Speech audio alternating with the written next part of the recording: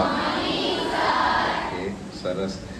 હવે મેડમે બધું basic introduction આપી દીધું.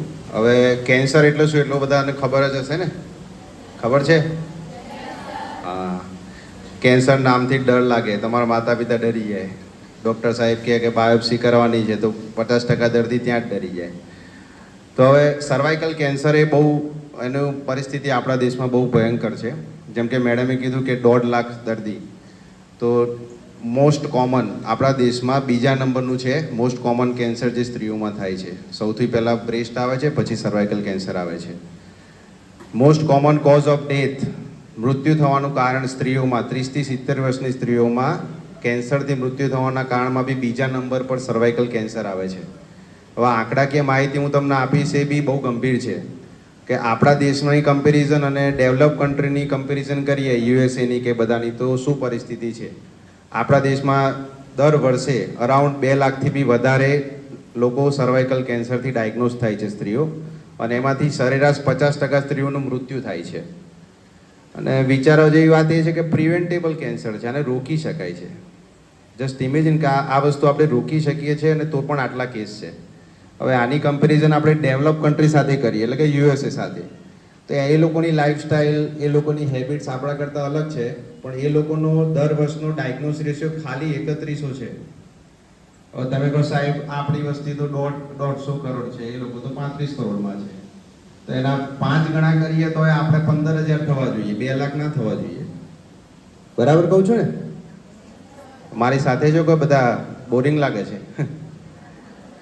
ઓકે, તો 3100 ખાલી ડાયગ્નોઝ થાય છે ને એમાંથી ખાલી 1700 સ્ત્રીઓનું મૃત્યુ થાય છે. જસ્ટ ઇમેજિન, આપણે ત્યાં 1.5 લાખથી વધારે તો મરી જાય છે, ત્યાં તો 1700નું જ મૃત્યુ થાય છે. બીજું, સર્વાઇકલ કેન્સર થવાનું મેઇન કારણ હ્યુમન પેપિલોમા વાયરસ છે, જે સેક્સ્યુઅલી ટ્રાન્સમિટેડ ઇન્ફેક્શન છે. વર્લ્ડમાં જર્નલાઇઝ ગણીએ ને તો 80% પોપ્યુલેશન ઇફેક્ટેડ હોય છે અને એમને કોઈ લક્ષણ નથી હોતા. એચપીવી વાયરસ ઇન્ફેક્શન થાય તો તમને કોઈ લક્ષણ નહીં આવે, એ એકદમ ડોર્મન્ટ સ્ટેટમાં, એટલે કે અવસ્થામાં પડી રહેશે, કોઈ લક્ષણ ક્રિએટ નથી કરતું કે તમને એચપીવી ઇન્ફેક્શન છે. એનું અમુક રિપોર્ટિંગ કરાવવું પડે તમારે, પછી ખબર પડે. વર્લ્ડમાં 70% સર્વાઇકલ કેન્સર થાય છે, એમાં મેઇન કારણ હ્યુમન પેપિલોમા વાયરસ છે. હ્યુમન પેપિલોમા વાયરસની ટોટલ 40 સ્ટ્રેન છે. 40, એ 40 સ્ટ્રેન બધી અલગ અલગ પ્રકારના કેન્સર કરે છે.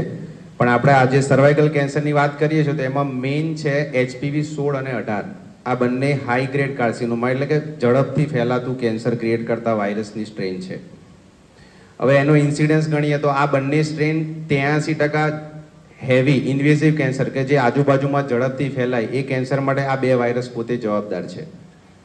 હવે વિચારવા જેવી વાત છે કે પ્રિવેન્ટેબલ, જે મેં પહેલાં કીધું કે રોકી શકાય છે, કે રોકી શકાય, ક્યોરેબલ છે. આપણે 2 લાખ 2.5 લાખ સ્ત્રીઓને દર વર્ષે આ ઇન્ફેક્શન કેન્સર થતાં રોકી શકીએ છીએ જો પ્રોપર ગાઈડલાઇન્સને પ્રોટોકોલને ફોલો કરીએ.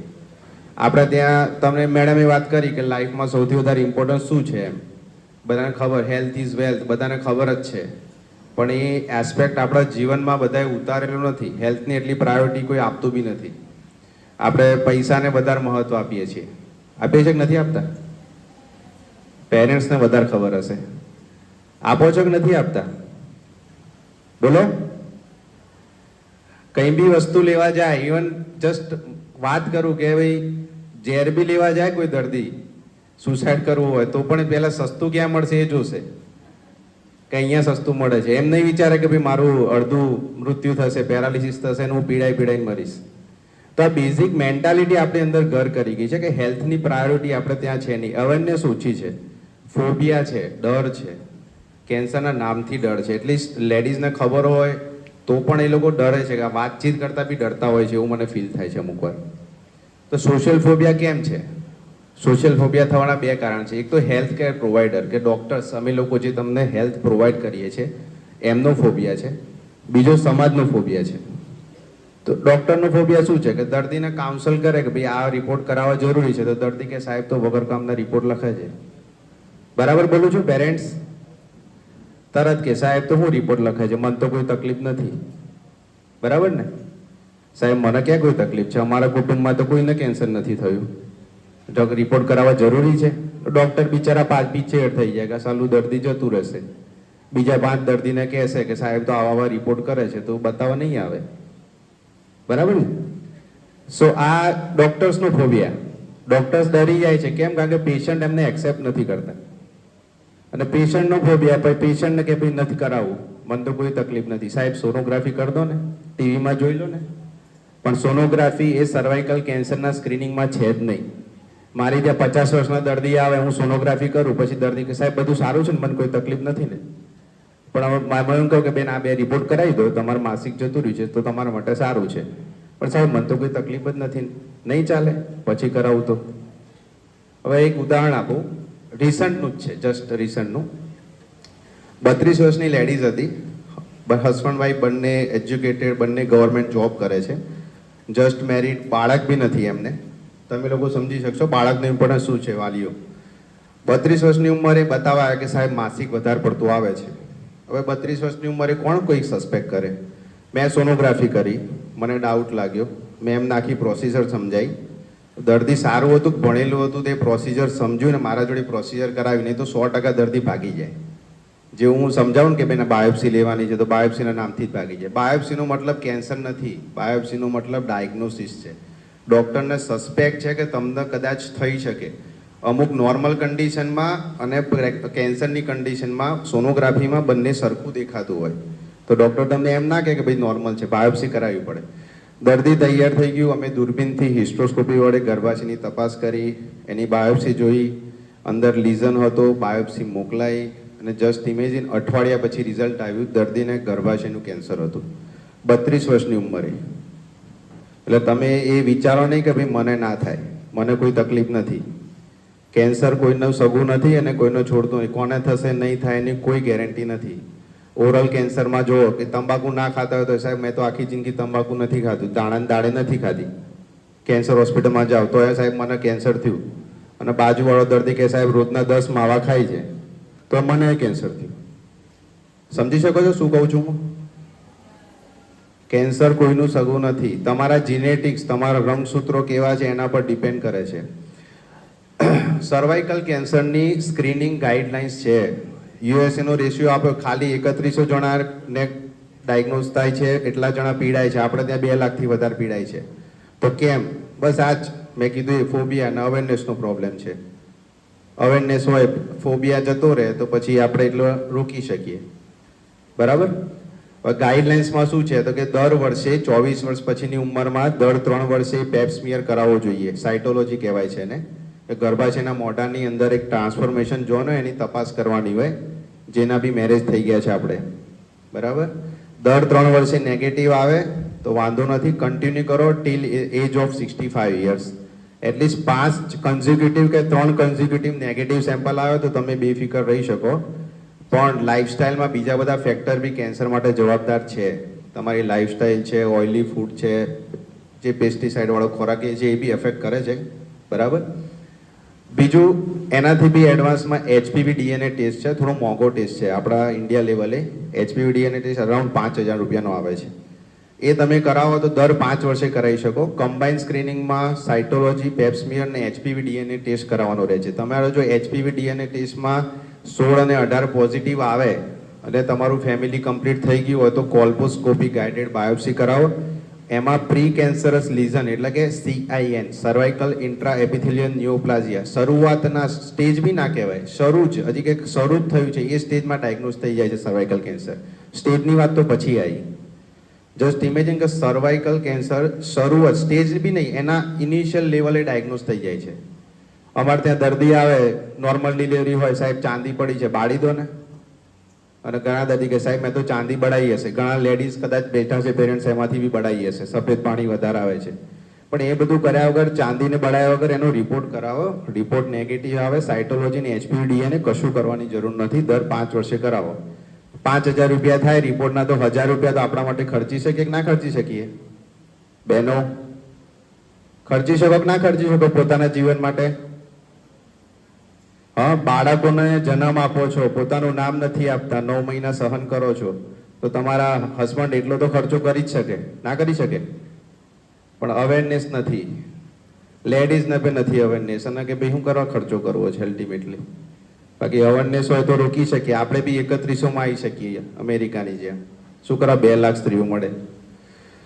હવે પ્રિવેન્ટેબલ એટલે કે રોકી કેવી રીતે શકાય? તો વેક્સિનેશનથી રોકી શકાય. આ તમારી જે છોકરીઓ છે ને એનું વેક્સિનેશન તમે કરાવો ને તો બહુ સરસ રીતે રોકી શકાય છે. હ્યુમન પેપિલોમા વાયરસની વેક્સિન અવેલેબલ છે. 3 પ્રકારની વેક્સિન આવે છે, ગાર્ડાસિલ 9, ગાર્ડાસિલ સર્વારેક. ત્રણેય વેક્સિન અલગ અલગ સ્ટ્રેન સામે પ્રોટેક્શન આપે છે. એચપીવીના મેં કીધા ને 40 સ્ટ્રેન છે, એમાં ગાર્ડાસિલ 9 જે 9 મેજર સ્ટ્રેન છે કે જેનાથી એનલ કેન્સર, વલ્વોવજાઇનલ કેન્સર, ઓરોફેરેન્જિયલ, મોઢાનું બી કેન્સર કરે છે એચપીવી અમુક વાર, એની સામે બી પ્રોટેક્શન આપી શકે છે. વેક્સિનેશનની સારામાં સારી ઉંમર WHO પ્રમાણે 9 થી 16 વર્ષ છે. 9 વર્ષથી લઈને 16 વર્ષ સુધીમાં કરો તો વેક્સિનની ઇફેક્ટિવનેસ 96% છે, 96% છે. જેમ જેમ ઉંમર વધે એમ ઇફેક્ટિવનેસ ઓછી થતી જાય છે વેક્સિનની. 14 થી 20 વર્ષમાં કરાવો તો 86% છે, 24 વર્ષે કરાવો તો સીધું 76% થઈ જાય છે. એટલે જેટલું વહેલા એટલું સારું વેક્સિનેશન. તો વેક્સિનેશન 15 વર્ષથી નીચેની ઉંમરમાં કરાવવાનું થાય તો ખાલી 2 ડોઝ લેવાના થાય, એક 0 અને 6 મંથે લઈ શકો, અને 15 વર્ષથી વધારે હોય તો 0, 6, 12 એ રીતે 3 ડોઝ લઈ શકો. બધા વેક્સિન અલગ અલગ હોય, એના ડોઝેજ એ પ્રમાણે તમે કરી શકો. સર્વારેક્સ આપણે ઇન્ડિયામાં પ્રોડ્યુસ વેક્સિન છે, સારી છે. એ સ્પેસિફિકલી HPV 16 અને 18ના ટાર્ગેટ કરે છે કે જે મેઇન કોમન છે. 83% જે ડેન્જરસ હાઈ ગ્રેડ કાર્સિનોમા માટે જવાબદાર જે સ્ટ્રેન છે એની સામે ટાર્ગેટ કરે છે, જે પણ ઇન્ડિયામાં મેડ છે. અને ગાર્ડાસિલ 9, ગાર્ડાસિલ એ US FDA અપ્રૂવ વેક્સિન છે, એ બી બહુ જ ઇફેક્ટિવ છે, એ બંને લઈ શકો. હવે બીજા હાઈ રિસ્ક ફેક્ટર બી જવાબદાર છે HPV સિવાયના, કે સાહેબ ખાલી વાયરસથી થાય ના. હાઈ રિસ્ક ફેક્ટરમાં આવે કે ભાઈ બહુ સ્મોકિંગની હેબિટ હોય, લાઈફસ્ટાઈલ પુઅર હોય, એનેમિયા કે બહુ લોહીની ઉણપ રહેતી હોય. સાહેબ મારા વાઈફને તો લગ્ન કર્યું ત્યારથી 9% જ ખૂન રહે છે. ચાલે ને? ડિલિવરી વખતે અમારે તો 9% જ ખૂન હતું, ના ચાલે. બરાબર? 12 થી 14%નો રેશિયો છે. સારો ખોરાક કરો, પોતાના માટે સમય ફાળવો, બાળકો માટે, પુરુષ માટે તમે તમારી જિંદગી જે પૂરી કરો છો પોતાના માટે બી ફાળવો. બીજું કારણ છે એમાં મલ્ટિપલ બર્થ, વધારે પડતા બાળકો હોય, ગ્રેટર દેન 4, વધારે પડતી ડિલિવરી થયેલી હોય તો બી થતું હોય છે. વારે ઘડીએ સર્વિક્સ પર ટ્રોમા થાય, કારણ કે ગર્ભાશયનું મુખ છે ત્યાંથી ડિલિવરી થાય, વારે ઘડીએ ટ્રોમા થાય, એના કારણે બી થતું હોય છે. અલ્ટિમેટલી અવેરનેસ એ જ જરૂરી છે કે ભાઈ આપણે પોતાનું સ્ટેન્ડ લઈએ. જે મેડમે કીધું ને કે ભાઈ ખાલી ભણીને BA BSc કરીને સારો છોકરો નથી શોધવાનો, બરાબર ને? ઇન્ડિપેન્ડન્ટ થાવ ને, પોતાનું સ્ટેન્ડ લેવાનું રાખો કે ભાઈ આ કરાવવું પડશે. મહિલાઓને બી તમે જ્યાંથી બી આવતા હોય તમારા નજીકના એટલીસ્ટ ડૉક્ટરને કહેશો ને તો પહેલાં તો HPV DNA ટેસ્ટ અમુક ડૉક્ટરને ખબર બી નહીં હોય. તમારા નજીકના ગાયનેકોલોજીસ્ટને પૂછો ને તો તમને ખબર બી નહીં હોય કે HPV DNA ટેસ્ટ જેવું કંઈ ટેસ્ટ થાય છે. કારણ કે ડૉક્ટર 5,000 ટેસ્ટ કરાવે એટલામાં તો ઓપરેશન થઈ જાય કે સાહેબ 10-12 હજારમાં તો શું કરવા ટેસ્ટ કરાવીએ? તમારું ગર્ભાશય ભગવાને કાઢવા માટે નથી આપ્યું. ભગવાને એ અંગ તમને કાઢવા નથી આપ્યું. તમે એને કેર કરો એટલું જ ઇમ્પોર્ટન્ટ છે. જેટલું હૃદયની કેર કરો છો, જેટલું પોતાના શરીરની કેર કરો છો, એટલું જ ગર્ભાશયની બી કેર કરવી જરૂરી છે. તો અલ્ટિમેટલી આપણો ગોલ એવો જોઈએ કે આપણી ઘરના સ્ત્રીઓ જે આદ્ય શક્તિ આપણા કહેતા હોઈએ છીએ હિન્દુ શાસ્ત્રમાં કે નારી શક્તિ આદ્ય શક્તિ છે, બરાબર? તો એ આદ્ય શક્તિને બચાવવું જરૂરી છે. આપણી નાની નાની છોકરીઓ છે એને આપણે રોકી શકીએ છીએ આ સ્ટેજ પર પહોંચતા. તો બસ એટલું જ કહેવું છે કે ભાઈ આપણે જે તમે અહીંયાથી સાંભળ્યું એને તમારા આજુબાજુમાં સ્પ્રેડ કરો. તમારી બાળકી જો 9 થી 16 વર્ષના ઉંમરમાં આવે છે તો નજીકના પીડિયાટ્રિક કે ગાયનેકોલોજીસ્ટ જોડે એનું વેક્સિનેશન કરાવો એના ભવિષ્ય માટે. બસ આટલું જ કહેવું છે મારે. Thank you. તમને લોકોને હોમવર્ક મળે છે વેકેશનમાં? આ દીદી તમને હોમવર્ક આપીને જાય? હું આપું તમને હોમવર્ક એક?